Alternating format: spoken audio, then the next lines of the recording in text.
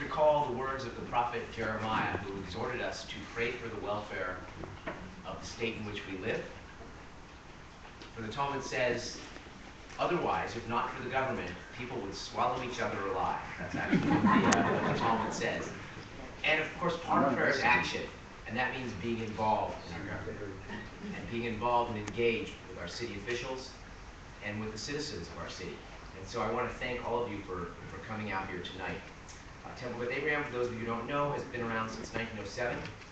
Our main building has been around since 1929, and this small chapel since roughly 1950. You can see we're definitely a part of the community. If you look right over there, you can see Temple Beth Abraham right in the middle of Starry, Starry Night over Oakland. And this was actually a set design for a gourmet dinner that we had one year, but we liked it so much that we put it up here because it really shows where, as a community, we try to stand amidst the broader community. And it continues over on this side as well. So I want to thank you for coming. I want to also extend a special welcome to my colleagues, Rabbi Andrew Strauss of Temple Sinai and Rabbi David Cooper of Kehillah Community Synagogue, both of whom are here tonight.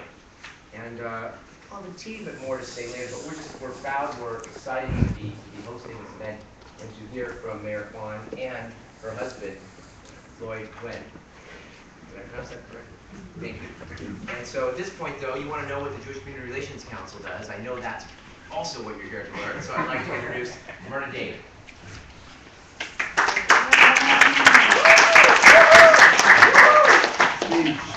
Hello, everybody. Thank you all for coming. I'm just going to briefly describe what the JCRC is. We have a lot of people in the audience who are members of the Jewish Community Relations Council, and if any of you are interested in joining us, you can approach one of our members or approach me or Lenny Crystal, who is our chair. But the Jewish Community Relations Council is the public affairs arm of the organized Jewish community.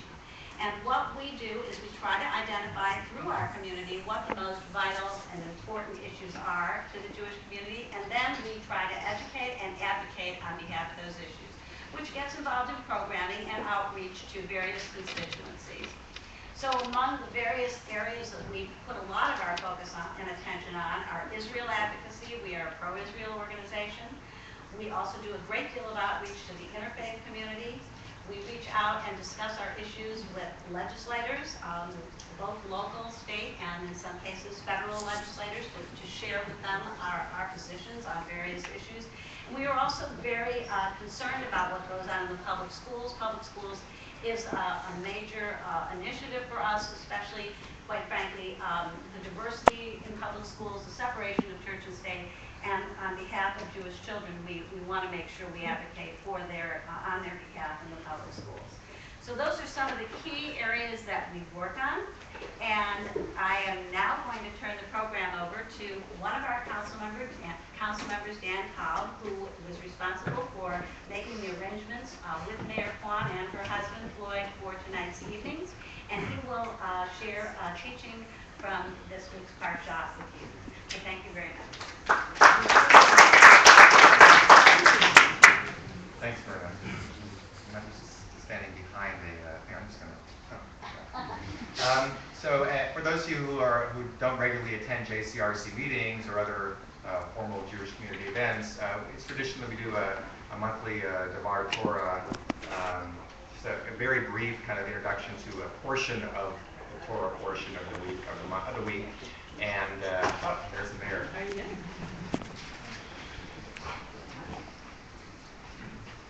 So I'll get a brief portion. The Torah portion for this week is Leviticus 21, sections 21 to 24. And of course, we're not going to talk about the whole portion of the portion. So I'll just read off a brief segment and share a few thoughts I have about that segment. And then I'll introduce Mayor Quan and we'll start with our program. Let me just read a few lines from that section.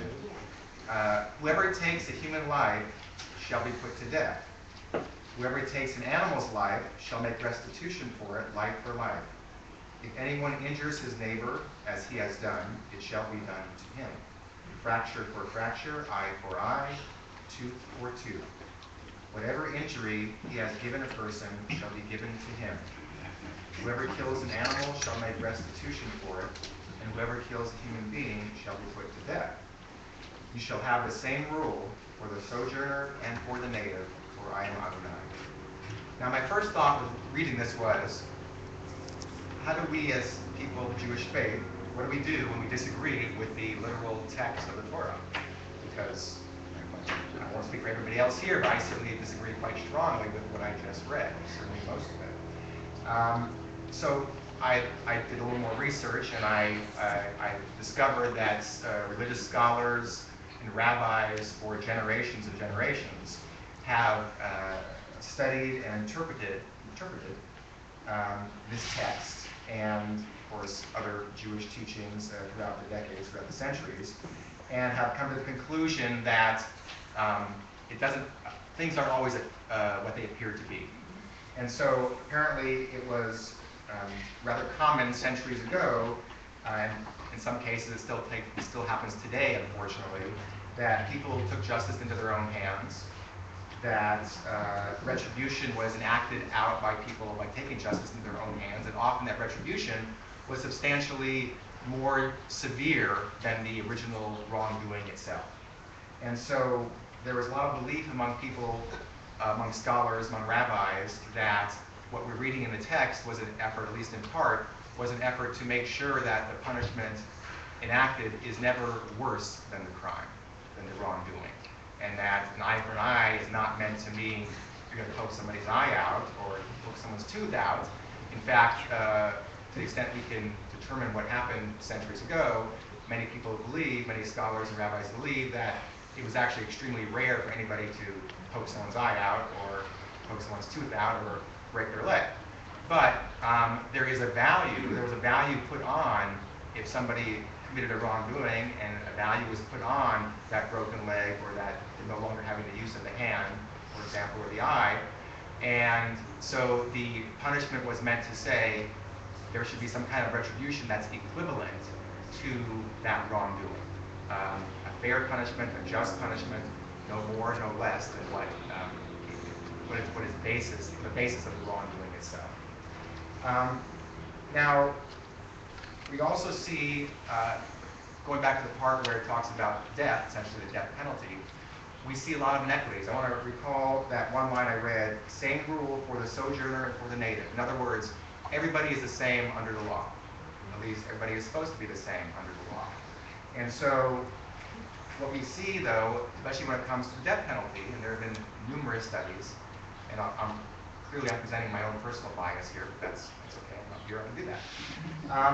There have been numerous studies that suggest the death penalty is not enacted in any kind of fair way, even if it could be fair. If one thought it could be fair, it's not enacted, or we don't really see it in reality in any kind of fair way in terms of racial equality. Whether it's the race of the perpetrator or the race of the victim, there are tremendous disparities in terms of comparing similar wrongdoings and the penalty for those wrongdoings, depending on what the race of the victim, the race of the perpetrator happens to be.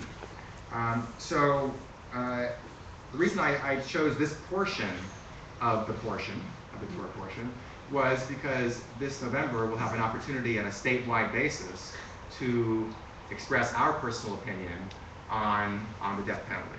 As some of you may know, we've been voting on a ballot proposition that will effectively repeal the death penalty in California and enact a life without parole across the board for those crimes that have previously received the death penalty. So it's an opportunity for everybody to express their own personal views and to consider the thoughts about not just the literal text, but the religious, the scholars, the rabbis, the interpretation of that text, and the importance of that we all put on justice for fairness under law.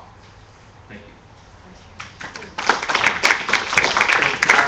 Now I have a great honor to introduce our mayor. Mayor Quan has been mayor for just about a year and a quarter. Took office in January of 2011. Before that, she was on the city council for a number of terms, and before that, she was elected to the school board for several terms. And before that, she was really a community organizer. She really rose through the ranks of organizing people in her neighborhood, people around the schools, working on school issues, really showing her commitment to the neighborhood and community and schools where she lived in or where she lived near. And now, after a number of years in public service, we now have her as our mayor, and she's going to be talking about a number of things happening in the city, and there'll be plenty of time to ask questions. I believe there are blue cards on your chairs. If you have a question, we're being asked to jot the question down, and Lenny, our chair of JCRC in East Bay, will go through the questions and make sure we're able to ask as many as possible. So, without further ado, it's my pleasure to introduce Mayor Jean Quan. It looks like we didn't have enough state of the cities. I asked them to put that 30 in, but it's online if you want to read it, or if you want to leave your name, I'll mail you one. I'm going to just do a brief version of sort of where the city's at, and then open up the questions I find that most useful. Also, I'm going to talk about a few of my initiatives around youth coming up. And if any of you have businesses, we're particularly having a business breakfast with the superintendent of schools on the 14th. It's a free breakfast, except that we'll break your arms to try to get you to take a student in as an intern. But I think it's renewing a tradition that we have. And I was president of the school board, where we had an annual report to the business community about where the schools are. And the schools are actually in a much better place than they were. Not quite as good as back in the old days, but they have been for 7 years in a row now the most improved urban school district in the state. And steady, and the way I describe it is, I looked at this map from about 10 years ago, and I would say, except for the Hill schools and some exceptional schools in the Midland, most of the schools were red, and red meant that you were below the state average. And now it's pretty even, and that they're spread more broadly because of some of the small schools and some of the alternative schools. So one of the things I said when I was elected, I wanted Oakland to do 3 things.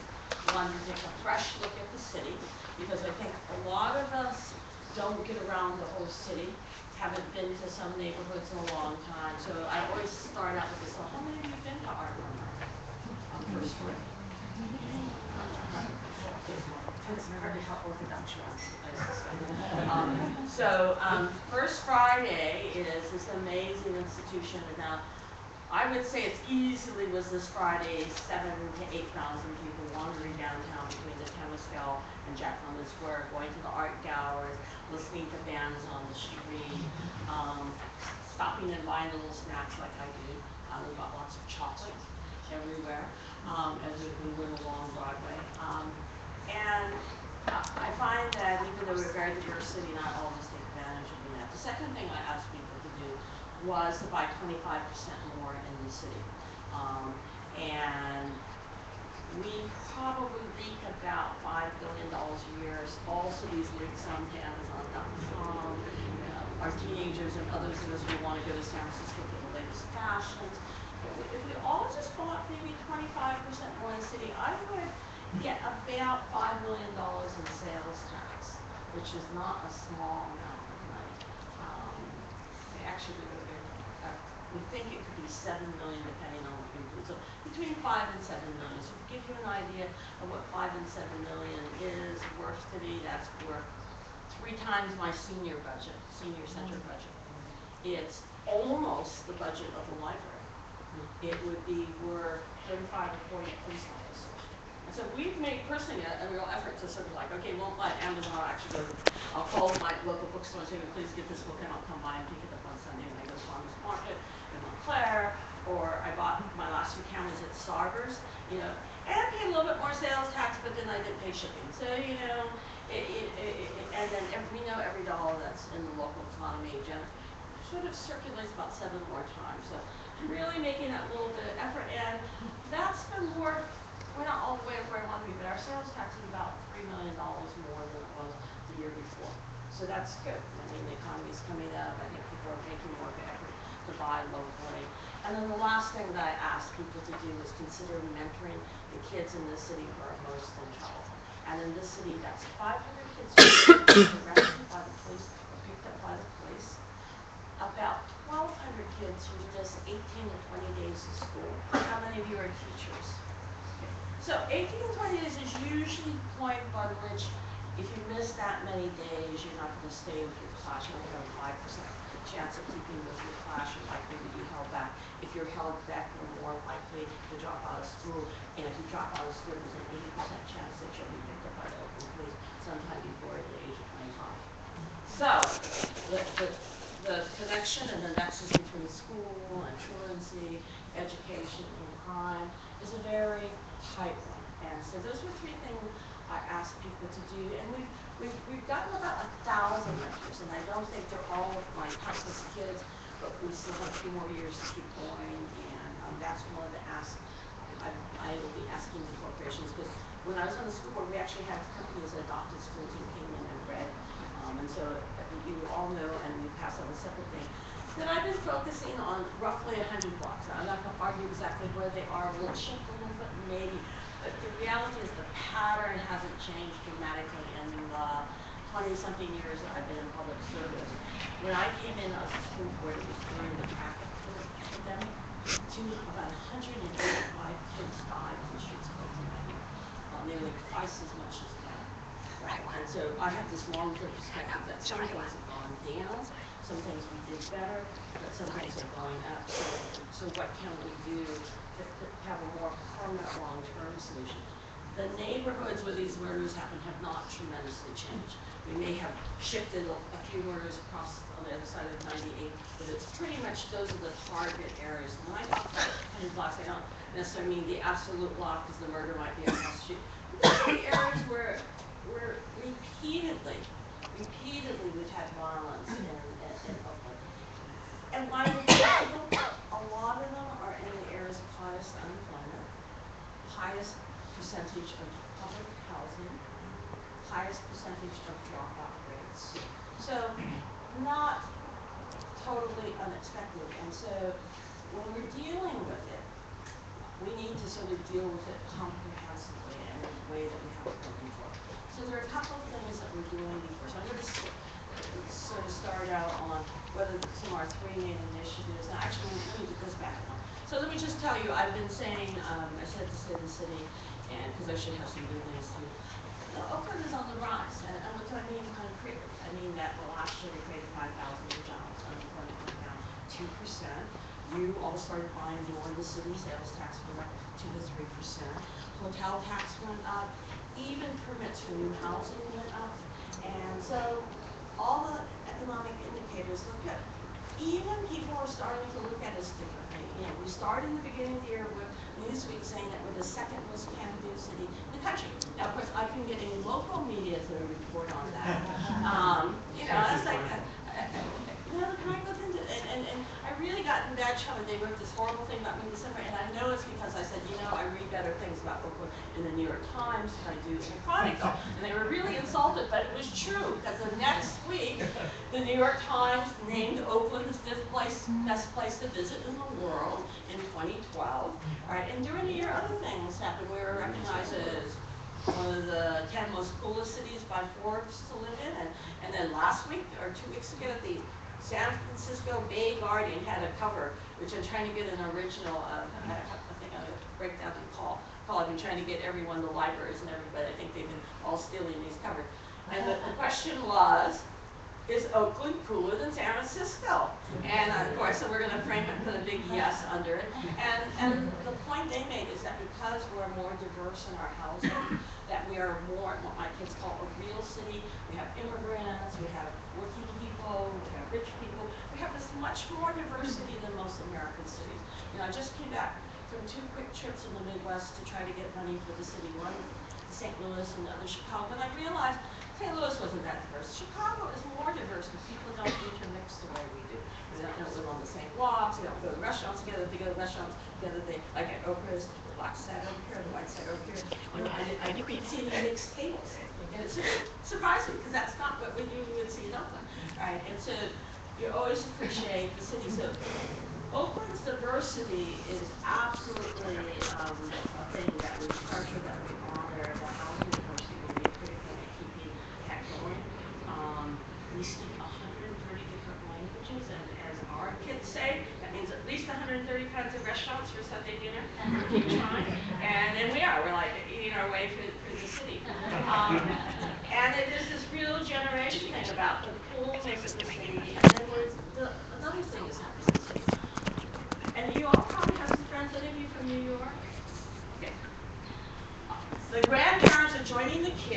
and across the country, one of the biggest migrations that's happening is well-educated, affluent seniors are moving back into the city. Sometimes because the grandchildren, sometimes it's because the kids are about ready to take away our car keys, and we want to be in a place where it's interesting and we can take public transportation. And so that is a phenomenon that's happening in Oakland. That's adding in the sort of, it's changing our mix, it's changing our demographics. At the same time, we're struggling very hard to make sure that we have affordable housing as part of our policy, so that not everybody who built the city gets pushed out. That the seniors in West Oakland can live there, and that their children can afford to stay in the city. It's a real struggle. We are gentrifying, but we're not gentrifying at any area the rate of other cities. And that's a conscious policy of the city's domestic politics and our love for diversity. So back to crime. So there are three main issues that wherever I go that everybody cares about. And it's interesting, crime in schools are about equal. And among younger people, the schools are way above crime. In older populations that are not as close, say more in the hills, crime is higher and there's much more fear. I think in the Midlands, people live more diversity, so the reality of crime is, it is more real. You get a sense of it, of what it is. In the flatlands, it would be schools.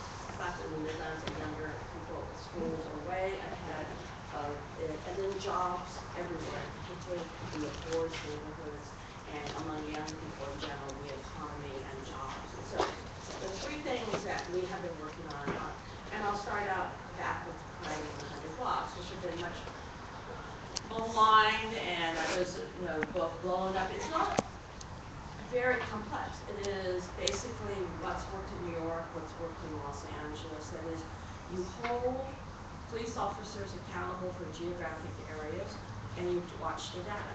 That is, you put more police where there's more crime, and you hold a percentage of those cops accountable for their neighborhoods to get to know their neighborhoods. And I have one beat that the violence hasn't gone down. And quite honestly, I told the chief, I said, I drove that beat the other day, and the drug dealing is totally open. There's a liquor store that we need to shut down. What's the beat officer doing? It's the problem-solving officer doing there. And it turns out that beat had problem-solving officer on leave. So nobody was really watching it. And so it was like, okay, we're going to go in there, we're going to help that officer. We're going to go and we're going to check out all the liquor stores, we're going to check their licenses, we're going to make them put in cameras, we're going to make them put in lights at night. The drug dealers were so bold on one corner that when they go away at night, they leave orange cones so that their spaces are safe. And I'm saying, and so luckily yesterday I went by, they better not be there tomorrow when I drive by the park. They did the plan, which like they weren't there. But the point is that we hold each other accountable, that we as communities get to know our neighbors, that we tell the police when there's something happening. And I know this sounds much simpler than it truly is, but it is really the only way long-term that you change the pattern of a neighborhood. When I became a council member, the first project I took on was in the Diamond District, closing a motel called the Hillcrest Motel. I think the video they made is still on the internet under YouTube. And it was the fourth worst crime spot in the city. There was child prostitution, there was drug dealing, you name it. People lived there who were robbing the neighborhoods. It was suppressing the businesses in the neighborhood.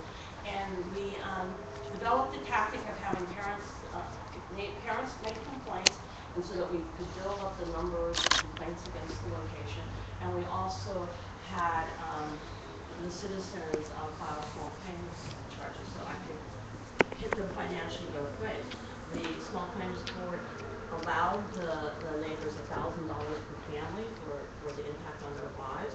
And then when I took the hearing officer to find the locale for all of the problems that we found with it, we were able to get a judgment that we later codified that in the nuisance property ordinance. And eventually I was able to get the motel shut down because it was more expensive for them to keep it open and clean it up the way it would have to be than it was to shut it down and sell it. I was able to get an affordable housing group to tear it down and build senior housing. It's now probably negligible crime on that block and one of the nicest places in Oakland, really, because you've got this beautiful new senior building, and seniors keep their eyes on the street, so almost all the crime went away from that block. And later in the Farmer Joe's game, and then Longford Rings, and the Pete's, and the whole area just changed. And so I believe you can do that in any part of Oakland if you organize people and they fight. So my unofficial campaign slogan is organizing the city block by block. And so going back to my 100 blocks, we took, when I first became mayor, I reorganized the budget and returned 10 police officers by making some very simple early changes in the organization. Later, we were able to get the police union to finally pay into their pension. They were not paying their pension.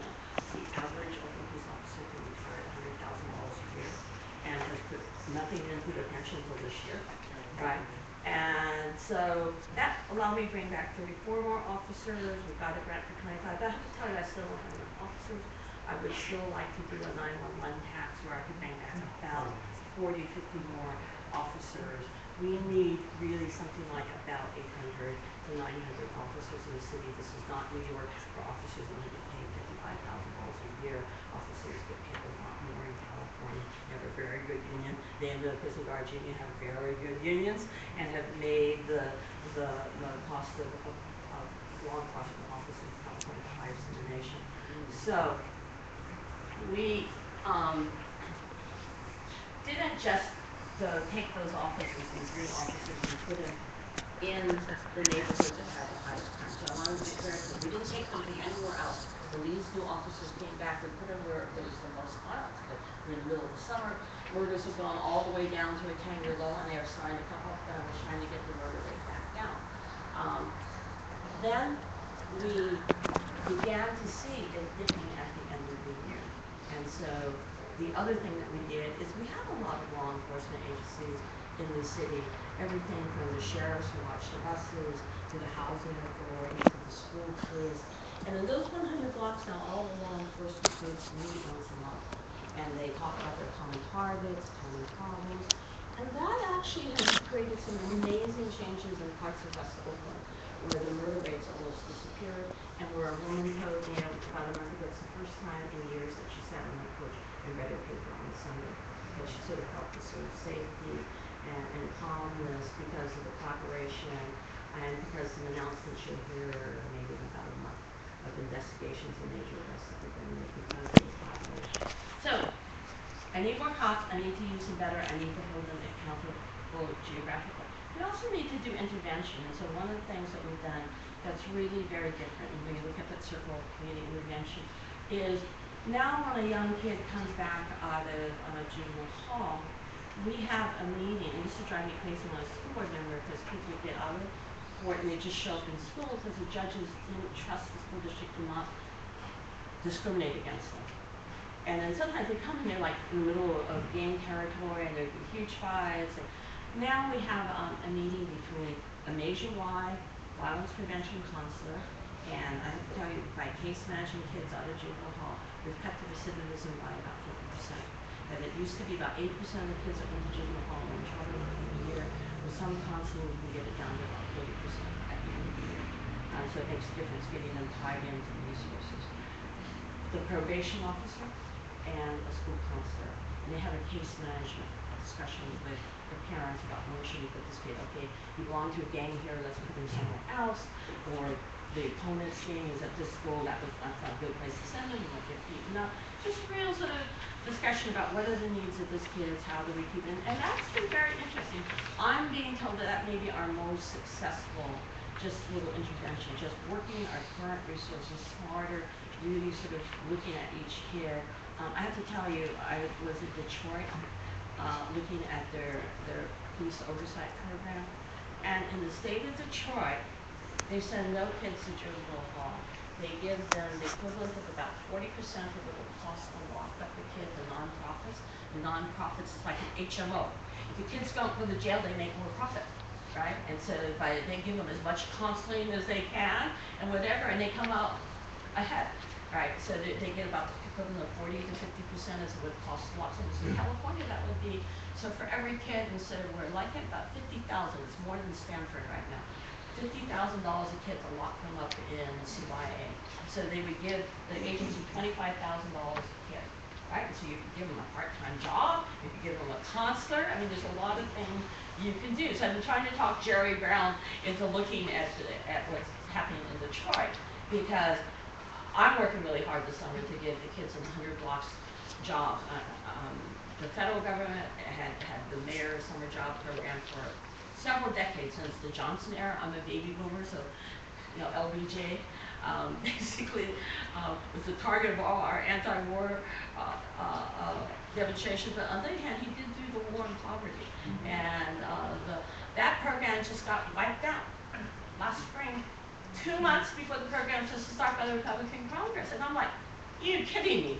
I mean, we're expecting 1,000 kids because Obama had doubled it. We've been getting 500 for decades, and then in April, I'm told we'll have no jobs. And so we just scrambled, and this year my goal is to get back up to 1,000 jobs for kids, and I want half of those kids to be in the 100 block area. So that's my prevention. Let's take these kids off these streets. I'm also doing, so those of you from New York know the Fresh Air Camp. So I'm doing a little edgier version of the Fresh Air Camp. We're asking middle school kids, for those toughest kids, those kids that are about ready to join gangs. I'm trying to get 200 of them off the streets, and the Y has agreed to match me 100 kids. So I'm looking to raise money for 100 camper ships to send them to the Feather River Camp or to the police athletic camp this summer, just to get them off the streets in East Oakland and to see if we can give them a different viewpoint. So that's police crime prevention. I see it totally combined. You can't really do one without the other. The police will tell you, you can't just have police, you have to have intervention, you have to have prevention programs too. And prevention is really this year going to be this campaign about school attendance, because we know that school attendance is an early indicator that kids are going to be in trouble. And to tell you how exact it is, we did a study 5 years ago of kids in middle school in Oakland who missed 20 days of school. As of today, 66% of those kids have been in trouble with the law. Right? So it's a really strong indicator. So attendance in school is very critical. Jobs and the economy. Oakland is in a very interesting place, a very interesting time. So probably the one that's most well known right now is that we're moving ahead with Coliseum City. So I don't know how many of you are A's or Warriors or Raiders fans, but this is not just about the stadium. It's a question of now taking a piece of property that is at the nexus of the airport connector and BART and seeing what kind of destination we can make it in of itself. I don't know how many of you have been to the Staples Center in LA? Staples Center is like on Bowery Skid Row, but they've made it sort of a destination. This one's going to be right off the freeway at the nexus of the airport connector. We're planning to build stadiums that are actually going to also be double as convention centers. So think, if you've been to Dallas, the closed football stadium, nobody wants to spend $100 million to build a stadium that's only going to be for 11 games. But if we make it an enclosed stadium, one that can be closed, we will have the largest convention center in Northern California. And because of where it is at the airport, whatever, it could really help develop some new airport hotels, new convention jobs, and give East Oakland a new and different life. It's also one of the places where we could do suburban style, mall style shopping, because there's so much space. I think if you've ever really sat there, I was there the other day for a training. We use it for disaster training because there's so many acres, right? So I was there and I was like looking at it, it's like we only use like maybe 5% of the land and all the rest of it's parking, right? And so by stacking the parking, putting it underground, and putting other things there, you can make a real difference. So I raised that as examples because we have to think differently about our city, and we have to think differently about how we use our public resources. So it doesn't necessarily, almost everything has to be multi-use, right? And almost everything has to be multi-funded. So this is a real opportunity, I believe, for a public-private partnership. There won't be redevelopment funds to build these stadiums, but investors are really pretty interested. They're interested because they understand the potential for the multiple uses of particularly the football stadium and the arena, and the kinds of business that they could do to expand the current business that we have in Oakland. At the same time, to benefit airport and convention facilities. Altogether, that could be worth 32,000 jobs for the city. And so we're looking at, and then of course office space and research space across the way that we own to Oakland. So this is an interesting time. Every project we're talking about is pretty big. We're talking about expanding the Port of Oakland and keeping up with the current need in Asia for California products. We're the only port in the country that exports more than we import. Asia literally has a hunger for our products and red wines. They like our red wines too. And so I spent a little time marketing. In fact, I have these queries all the time from Chinese investors say, okay, we'll buy all of your wine. On my agenda, that's my Chinese name. And I think, okay, I said, I'm going to pull the wine people together for you to talk to, but you probably want to look at the wine in the valley too. It's just sort of interesting. It's really a global market. People are looking at the city globally. And so I have to apologize to the Jewish consul. When I was a candidate, he came to visit me. He was worried about the boycott at the Port of Oakland. I said, I have no foreign policy. But then I realized after I was elected that I was more famous in China than in the United States. And I do have a foreign policy around trade. So that's the only foreign policy I generally have. So I'm going to just cut there. That's sort of globally some of the main initiatives that the city's been working on, some of the criteria I've been using to measure our work, and then some of the issues, particularly around crime and justice, that I think that the whole city needs to work on. Martin Luther King once said that there's no peace without justice. And I think as long as it's such high unemployment rate, as long as only 3 out of 10 African American boys are graduating from high school in East Oakland, we're not going to have peace in the city. We just need to literally put our arms around the school, arms around those kids. We got to get them at least through high school, and we have to put it to use for the port and some of our hotel and restaurant industry, which is just bursting, and our healthcare industry, good paying blue collar jobs.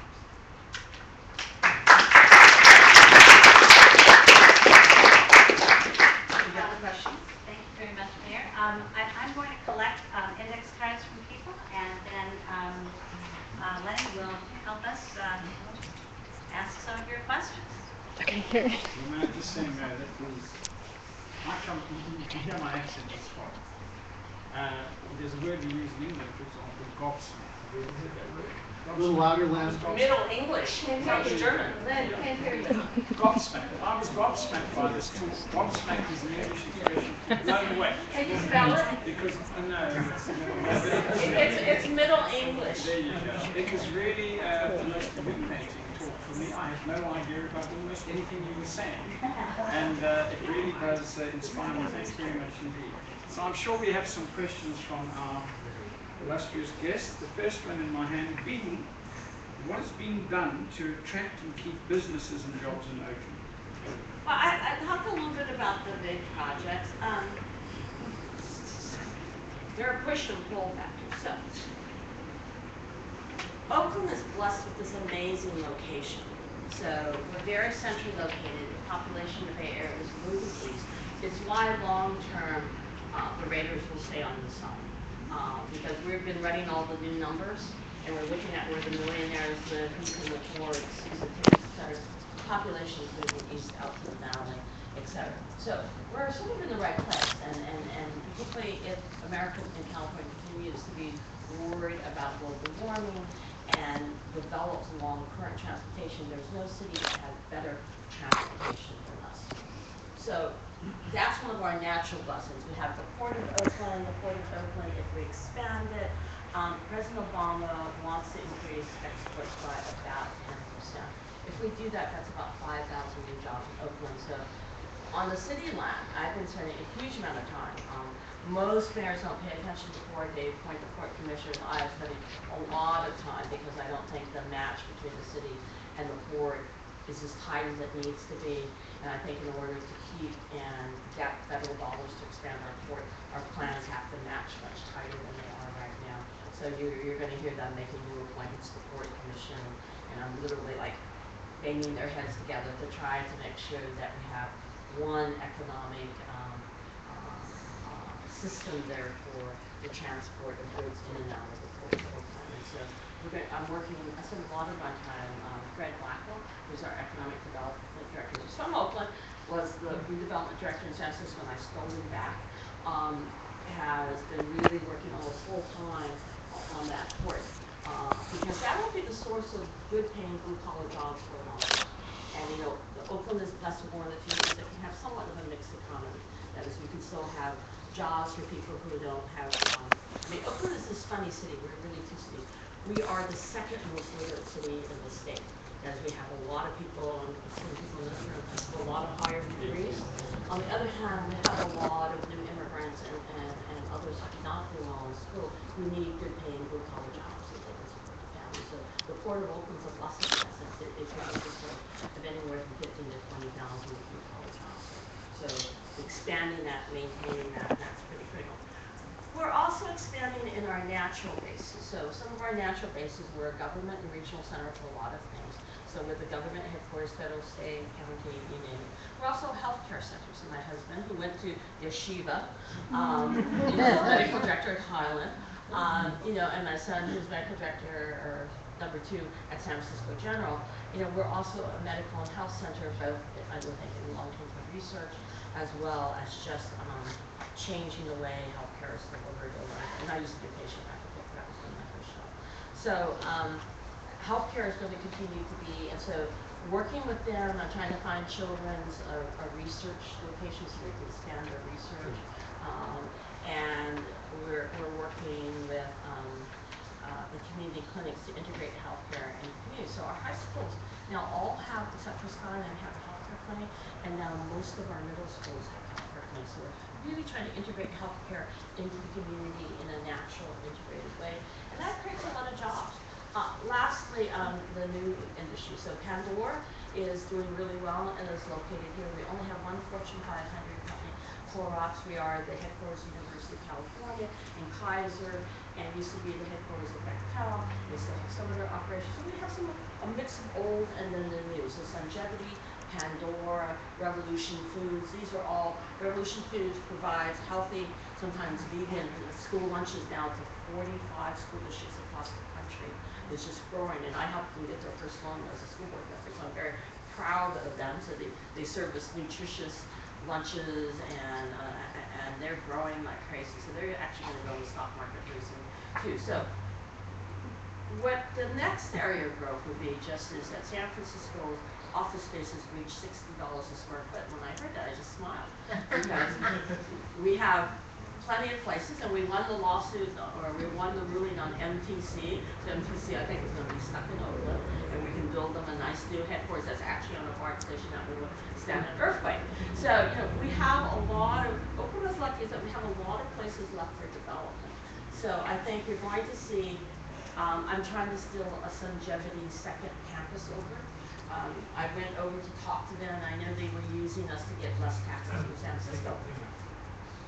Zynga, did I say I'm sorry, Zynga, so you guys who are gamers know what Zynga is. We did an estimate that based on the lower rents, the fact that we don't have a business tax, the fact that I would have eased in the payroll tax, we don't have a payroll tax, we would have eased in their business tax, plus they could have used enterprise zone lending to get a $7,000 credit on employees that come from poor parts of Oakland. They would have saved $35 million in 5 years if they had built their new headquarters in Oakland rather than San Francisco. They wanted to live in San Francisco, but I'm hoping to get their second campus because companies like that have to live there where the talent is. And a lot of the young people, like Joe Kennedy will tell you why he could never move Pandora. His company depends on really smart, culturally artistic people who love the diversity of the city, because he has to make music choices for the whole world, right? And so he finds that population here and wants to be close to those UC graduates that come from all over the world. So that's sort of where our future's tending now. Is probably too much information. Well, I'm pleased to see your husband corrected you, because at least it demonstrates that you listen to him. Okay, I have 3 questions here, basically to do with the Occupy situation. Forgive me if I don't read them out verbatim. I'll try and summarize or edit to the best of my ability and try to remain true to your questions. But they all interrelate. Sure. The first one's looking a little bit forward on the issue. Can you comment on how the Occupy movement has affected the downtown merchants? Not well. And what do you want to do going forward in the future? This one really asks and suggests that anyone who's participated in the movement explains that by coming together, people support each other, and they deserve your support and basically see the use of force as being excessive and illegal, and therefore, what are you doing basically to deal with that? And the third question, which is a much lengthier question, forgive me, but it comes from somebody who's been involved in Bend the Ark. You know who you are. It's a Jewish domestic social justice organization. And again, concerned about how basic needs are being met for everybody, and how can everybody live in more safety and security, and where ordinary people are involved in decision making. They also relate to the Occupy movement. I hope I've done you justice. If not, come and see me off. Oakland's this very progressive city, and frankly, there are a lot of groups that have been working on the Occupy issues, waiting for Occupy. I actually was called around because I had to figure out how many policemen to have and whether they're going to have community monitors or not. And I was really struck that so many of the groups that were doing foreclosures, that were working on economic justice out of court, they basically said, no, we're not going. We were doing this work before Occupy was here, we'll be here after they're gone, and we don't want to have anything to do with them. So I don't want to hurt anybody's feelings, but it's not like Occupy has produced as a whole, but there are parts of people who were in Occupy, including my daughter and other people who were progressives who were in Occupy, who formed, some of them have formed a separate group, the 99%, they meet at the Communist Hall, and they're doing work around, most of them are doing work around the tax enrichment issues. There's like 3 of them. I signed all of them. If any of them get on the ballot, I'm voting for all of them, right? Because all of them will give more money for schools. Some of them give more, some of them give less, but who knows?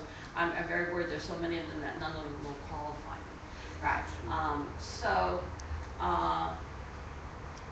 There's also the issue of use of force. I was on the plane when October 25th happened. I was not happy. I immediately asked for independent investigation today. I had to explain that to someone. I said, I asked for independent investigations. First of all, no one would trust you internally, and I wasn't sure if I would trust them internally, but that we needed to look at the situation. Howard Jordan only been chief 3 days. We have not had a demonstration, I have to tell you, since Oscar Wright, where there were a few people throwing things at people. And we have not Oscar had Grant? And I was trying to explain to people, what's different about this is a lot of people throwing things at the police at one time, and then police coming from all over the place and not having common leadership. And those are things I think you noticed as each demonstration went on got better. That we got control of the police. We used much less tear gas unless there was somebody in danger. The police have now all been trained in crowd control. Every officer and some of the outside forces too. All of the Oakland police officers, all 660 of them have now been trained in crowd control. Several of our regular partners, and that's the other thing, is we left the sheriff to bring people. He brought them from all over the place, and we've started saying no, we just like our regular partners because we're likely to aid Berkeley and each other. We want people from around here, and quite frankly, cops are used to working with urban crowds. In the university that a city like ours has. So, yeah, I think the police department made mistakes. I think it's going to cost the city money. I do think that the police have gotten better, that they're following their own policies better. We have changed some of the policies. We've changed our pact for mutual aid. It is my responsibility, even though I was on the airplane, I'm the mayor, it's my responsibility to help change those procedures, and so that somebody like Scott Olson would not get hurt. So I'm not happy that Scott Olson was hurt. I was in the hospital, met his parents. On the other hand, I'm also not happy that for every week since October, we've had people rioting in our city and vandalizing small business. Okay? And that's, to me, inexcusable. If people want to help the homeless, I got a nice winter shelter. If people really could use some help getting jobs, etc. There's a little bit of arrogance, I have to say, so I don't know who it is. There's a little bit of arrogance to think that feeding people a couple times in front of City Hall, giving them drugs and wine, is the same as helping the homeless. Food every day. Food every day. You're lying so much. I'm sorry. I'm not going to keep speaking. It's very hard to hear this. It's all lies. And I know because I was there. But for someone who's been working on homeless projects for 20 years, I wrote the homeless homeless project for the school district, and we run the winter shelters, etc. We think that we do a decent job too. And so the issue of homelessness and how you deal with it, that's part of a good discussion we could have. But this is the most heartbreaking thing I heard this weekend. The symphony is really on the edge of having a real hard time. And why? Because they lost about $35,000 of attendance in December, right? Because people were afraid to come downtown. I've got a couple of Chinatown restaurants that may close. Why? Because our Chinese New Year's is like Christmas. And when you march through the Lunar New Year Festival 2 nights in a row, the people from the suburbs don't come in. And it really hurt those small businesses. So we really care a lot about our city. We don't have a lot of goods. And I somewhat flippantly, and I apologize, I wrote about what happened to Bittersweet. Bittersweet's a new store downtown. They sell really good chocolate, right? On May Day, some occupiers went in, tore down all their artwork and threw all their chairs into the street. The revolution of chocolate. After they had been tear gassed, which is not an excuse, but it pales next to police violence. I'm just sort of saying that it is really, really hard for us as a community. We have never stopped the General Assemblies. The only time the General Assembly was ever stopped was that night after the first removal because of the tear gassing. If I had been around, we would have left the park to you guys, and we would have left, but people were afraid that you might get stuck and stuff like that. They stupidly stood at the park and tried to defend it. It is. My husband and I have been in movement since we were kids. I went to Berkeley. I did disobedience. I lost my scholarship for ethnic studies. I took the consequences, but I never hurt anybody. I really tried never to hurt anybody, and I took the consequences when I sat down in the president's office and understood I could lose my scholarship. What I don't like about this movement is no one takes responsibility, and I think you have to take responsibility. And the fact that every week, something gets broken in the city. Some poor small business person, or maybe sometimes not so much. You guys think Starbucks is capitalist or the Burger King is capitalist, but the reality is we're a city that's really struggling. Crime decreased during the tent camps. Your economic We have a protocol here. really bad. Okay. Mayor, please don't do this anymore. Can we move on? For answer, and then we'll go If you on. have a question, submit it. I submitted my question. Good, wait for the I'm answer. happy to entertain reasonable questions, and I'm sure the mayor will have a conversation with you as well, Wendy. But it would be good if we can allow everybody to participate in the community. Okay, thank you, Mayor. I've got 3 questions dealing with the same theme, combating of gangs. The one question is straightforward. What kind of steps are we taking to combat gangs and break them up? Secondly, every night at 10 p.m. the news tends to lead with how many murders in East Oakland. What can we do to try and bring out good news? And thirdly, there's so much violence in the city. There's such a great outcry after the deaths at Oakland University, but where's the outcry against the daily violence? And how can the faith communities work within the city to help break that cycle? So let's talk about the violence. So first of all, most people, I think, I saw your faces, you were a little surprised when I said that the murder rates had gotten down the lowest they had about 2 years ago, right? Because I started in as a school board member for about 180 murders a year. Because the practically they're making really tough games, especially it's Oakland. Last year it started going up, but once you put that concentration of police and prevention programs and those, it started coming down again. And this year we'd actually, if 2 things were removed. You took out the orphan murders, and if you took out or at least cut in half the family violence, and this is to me more disturbing. We normally have 3 to 4 murders a year that are tied to family violence. This year we've had 7, and it's only May, right? We had the man who beat his mother to death in Montclair, and I'm going to mention places because it's all over the city. We had the foster kid who killed his 2 parents in sort of the Midlands. We've had a woman who killed her boyfriend because he was beating her, and that's going to be doing self-defense. We've had similar, we had one other inter-family thing where it looks like a nephew killed his uncle. And so, and then that's sort of an elder abuse case. And then we had some more couples where someone, where it was a domestic couple. So that's really high rate. And so if you get my newsletter, one of the things that I was saying, you know, people need, I think, to reach out more.